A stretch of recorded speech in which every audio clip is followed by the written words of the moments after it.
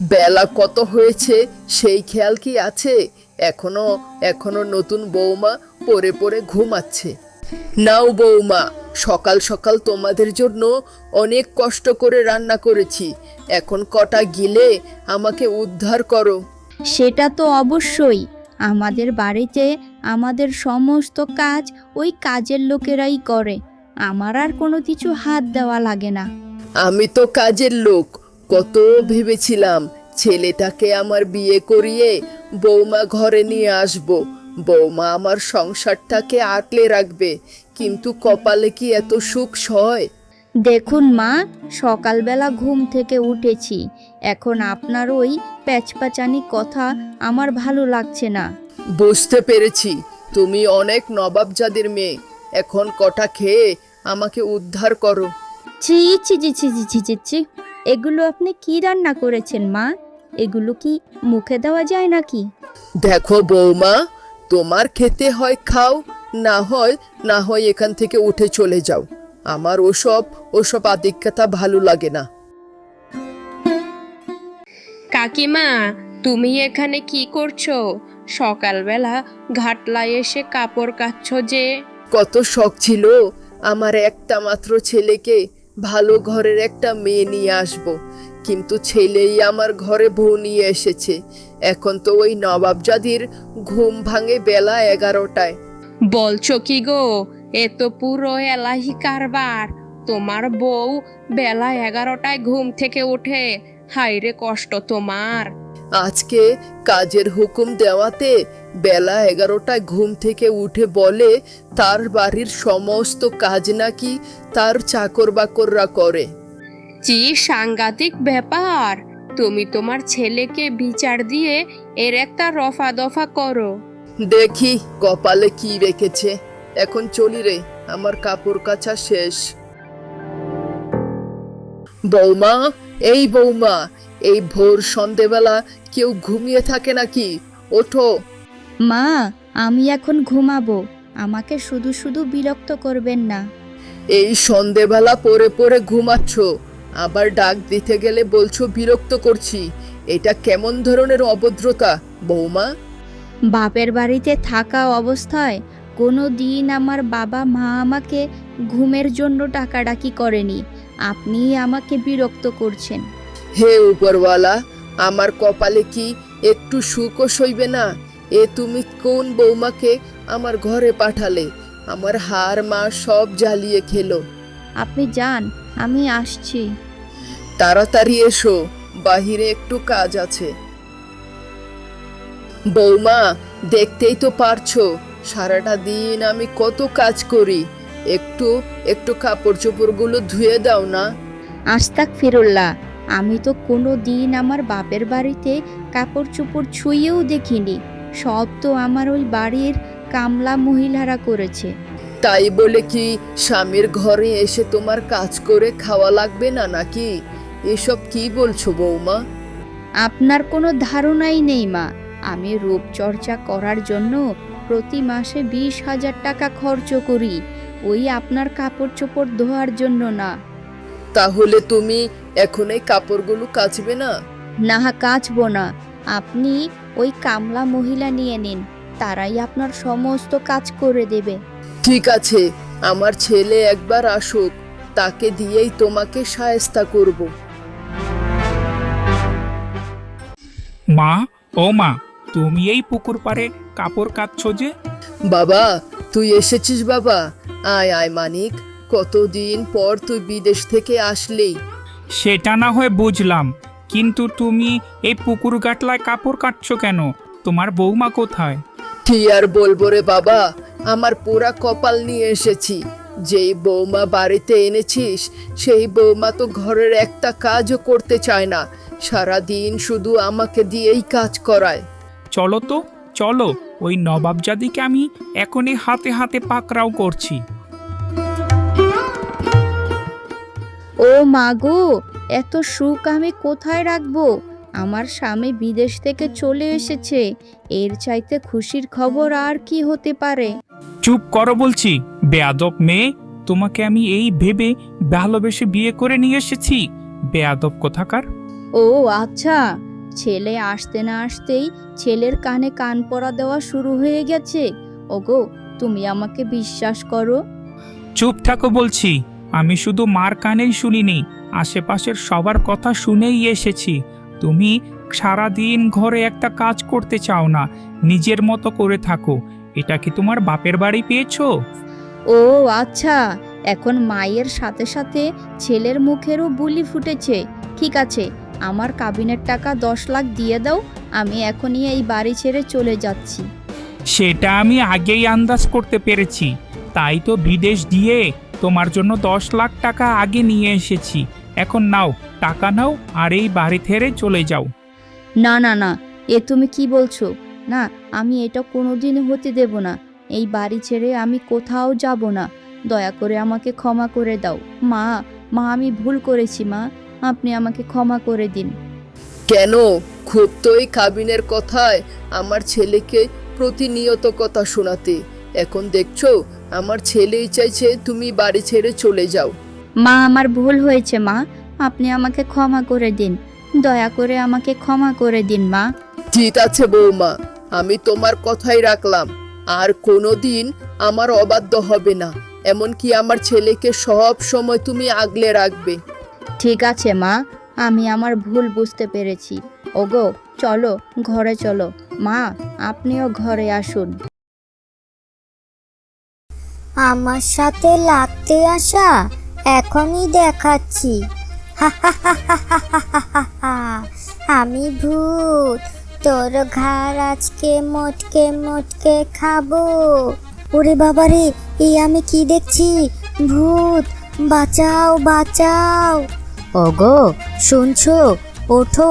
আরে বড় মেয়েটা চিৎকার করছে যে। মা, মা, ভূত, ভূত দাঁড়িয়ে আছে, ভূত। ভূত না, ভূত না, আমি তোর ছোট বোন। দেখেছিস কিরকম ভয় দেখালাম তোকে? বাবা, ও বাবা, তুমি কি তোমার মেয়েটাকে কিছু বলবে না? দেখেছো, আর একটু হলেই আমার জান বেরিয়ে যেত। এই নে। বাবা, তুমি আমাকে মারলে। মারবো না তো কি করব? তোকে আদর করব। তোরা দুই বোন যা শুরু করেছিস, তোদের জ্বালায় অতিষ্ঠ হয়ে যাচ্ছি আমরা। কি এমন অতিষ্ঠ হয়ে গেছো? আমি তো শুধু একটু মজা করেছিলাম। চুপ কর বলছি, আর কোনো কথা বলবি না। এখনই যা, তুই তোর রুমে গিয়ে শুয়ে থাক। আর কখনো যদি দেখেছি এই রকম করেছিস, তাহলে একেবারে নানির বাড়িতে পাঠিয়ে দেব।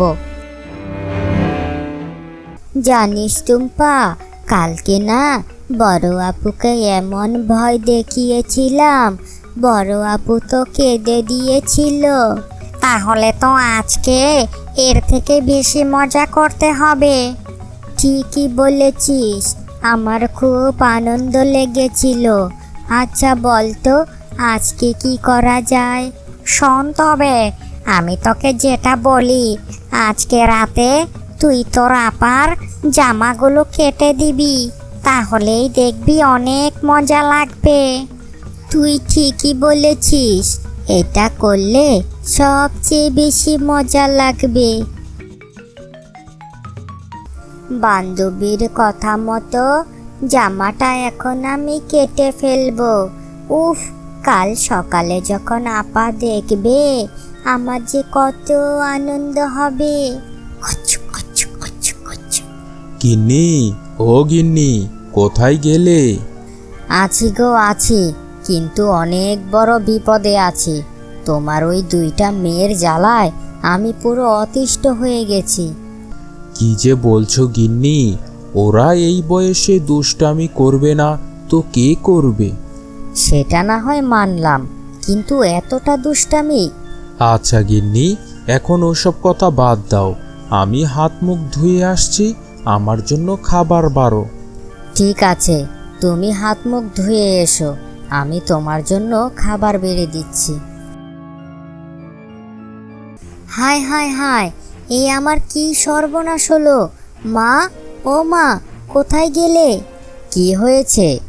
দেখো দেখো, তোমার ছোট্ট মেয়ে আমার এই জামাটাকে কুচি কুচি করে কেটে ফেলেছে। আচ্ছা বলো, এই বাড়িতে কি আমাকে থাকতে দিবে না বুঝি? সত্যিই তো, এ তো খুব সর্বনাশে কাণ্ড ঘটিয়েছে। নতুন জামাটা কিছুদিন হলো কিনে দিয়েছিলাম। জোনাকি, ও জোনাকি, একটু এই ঘরে আয় তো মা। আরে দাদা, কি হয়েছে আপনার? এইভাবে মন মরা হয়ে বসে আছেন যে?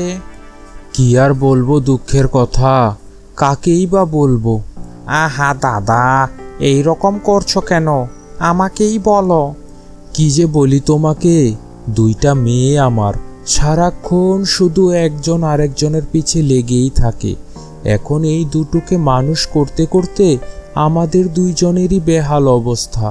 তুমি ওসব নিয়ে কোনো চিন্তা করো না দাদা। তোমার ছোট্ট মেয়েটাকে তার নানির বাসায় দিয়ে আসো। কিছুদিন গেলেই দেখবে তারা ঠিক হয়ে যাবে। সত্যি বলছো দাদা? ঠিক আছে, তাহলে আমি আজকেই ছোট্ট মেয়েটাকে তার নানির বাসায় দিয়ে আসব। মা শোন, তুই তোর নানির বাড়িতে গিয়ে কোনো দুষ্টামি করবি না, সব সময় নানির কথা মতো চলবি। নানির সাথে গিয়ে আমি খেলবো, খাবো দাবো, ঘুরবো, এর চেয়ে মজার আর কি আছে? যা যা, নানির বাড়িতে গিয়ে থাক। তুই চলে গেলে আমি একটু স্বস্তিতে থাকতে পারবো। আমিও আর তোর সাথে থাকতে চাই না, ঝগড়াটে কোথাকার। বাবা চলো, এখনই নানির বাসায় চলে যাই। ভালোই হয়েছে, তোমার ছোট বোনটা চলে গিয়েছে। আহারে, তোমাকে কত জ্বালাতন করতো। সে তো চলে গেছে ভালো কথা, কিন্তু এখন প্রত্যেকটা মুহূর্তে আমার বোনটাকে আমার খুব মনে পড়ে। আহা, কি যে বলো না তুমি। তোমার বোন চলে গেছে, তোমার আরো রাজত্ব বেড়েছে। এখন তুমি তোমার মতো করে চলতে পারবে। না না না, আমি আমার ছোট বোনের চাইতে আর কাউকে বেশি করে ভালোবাসতে জানি না। ওকে আমি খুব মিস করছি। ওসব কথা বাদ দাও তো, এখন চিন্তা করো তোমার ছোট বোনকে কিভাবে সাহায্য করা যায়। ও আচ্ছা, বুঝতে পেরেছি। তাহলে তুই সব নষ্টের গোড়া। তুই আমার বোনকে ফুসলিয়ে আমার পেছনে লাগিয়ে দিতিস। ইয়ে না, মানে আমি ওরকম কিছু বোঝাতে চাইনি। চুপ কর শয়তান কুটনি বুড়ি, আমি তোর রক বুঝে ফেলেছি। তাই তো তোকে আমি ঘাটে নিয়ে এসেছিলাম। তুই আর কোনো কথা বলবি না। মানে আমার কথাটা একটু বোঝার চেষ্টা করো। তোকে যে আমি আমার বাড়ির আশেপাশে না দেখি, যদি দেখেছি আমার ছোট বোনের সাথে কথা বলেছিস, তাহলে তোকে আমি ইচ্ছে মতো মারবো বলে দিলাম। না না না, বোনটাকে নানুর বাসায় পাঠিয়ে দিয়ে খুব বড় ভুল করেছি। এখন তো বোনটার কথাই শুধু মনে পড়ছে। কি হয়েছে রে মা, এইভাবে বিড়বিড় করছিস যে? মা গো, মা, আমি খুব ভুল করেছি আমার বোনটাকে নানুর বাড়িতে পাঠিয়ে। শোনো না মা, বাবাকে বলে বোনটাকে এই বাসায় নিয়ে আসো। আমরাও মনে মনে একই কথা ভাবছিলাম। মেয়েটা চলেছে 1 মাস হয়ে গিয়েছে, মেয়েটাকে এখন এই বাসায় আনতেই হবে। বাবাকে বলে ওই ছোট বোনটাকে বাড়িতে নিয়ে এসো। আমার আর কিছু ভালো লাগছে না। রান্না করছো বুঝি? এই তো মাছ ভাজি করছি, একটা মাছ খাবি নাকি? না নানু, আমি এখন মাছ খাবো না। আমি তোমার ওখানে বসে মাছ ভাজি করব, রান্না করব। তুই আমার মতো রান্না করতে পারবি না, একটা দুর্ঘটনা ঘটে যাবে তো। কিছু হবে না নানু, তুমি ওঠো, আমি তোমার ওখানে বসে রান্না করব। ওহো, এই মেয়েটাকে নিয়ে আর পারি না। আচ্ছা ঠিক আছে, বস, সাবধানে রান্না করিস। এই যে দেখো নানু, কত সুন্দর করে আমি রান্না করি। ওরে বাবা রে, ওরে মারি, ব্যথায় মরে গেলাম। কত করে বলেছিলাম ওখানে বসিস না, দেখেছিস একটা দুর্ঘটনা ঘটিয়ে ফেলেছিস। আজকেই তোর বাবা মাকে খবর দিতে হবে। মা, ও মা, তুমি এসেছো, বেশ ভালো হয়েছে। তোমাদের দেখে খুব খুশি হয়েছি। হ্যাঁ মা, আজকে তোকে নিতে এসেছি। তুই আর এখানে থাকবি না, আজকে থেকে আমাদের সাথেই থাকবি। ঠিক বলেছ বাবা, আমারও এখানে আর ভালো লাগে না। আপা আসেনি? বড় আপা? হ্যাঁ এসেছে, তোকে দেখতে এসেছে। কই রে মা, এখানে আয়। হায় হায় হায়, এ কি অবস্থা করেছিস তুই?